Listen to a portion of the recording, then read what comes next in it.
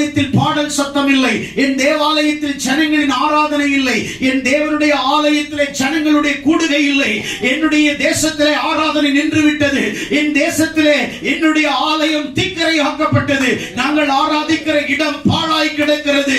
ஆகையால் நான் பாழான இடங்களை போய் நான் கட்ட வேண்டும், என் ஆலயத்தை நான் புதுப்பிக்கப்பட வேண்டும், என்னுடைய ஆலயத்தை நான் கட்ட வேண்டும், வாசல்களை கட்ட வேண்டும், மீண்டும் அந்த இடத்தில் என் ஜனங்கள் ஆண்டவரை ஆராதிக்க வேண்டும், மீண்டும் என் யூத ஜனங்கள் அந்த சபையிலே ஆண்டவரை ஆராதிக்க வேண்டும், அதற்காக எனக்கு உத்தரவு கொடுங்க என்று சொல்லி தைரியமாய் கேட்கிறார். ராஜா உத்தரவு கொடுக்கிறார், கடிதத்தை அனுப்பி வைக்கிறார். நெகேமியா அங்கிருந்து புறப்பட்டு வருகிறான். பாபிலோன் தேசத்திலிருந்து அவன் நேரா எருசலேமுக்கு வருகிறான். வந்து பைபிள்ல எடுத்து சொல்லணும்னா அவங்க நிறைய சொல்ல முடியும். ஆனா நான் உங்களுக்கு இன்னும் தெளிவுபடுத்த விரும்புறேன்.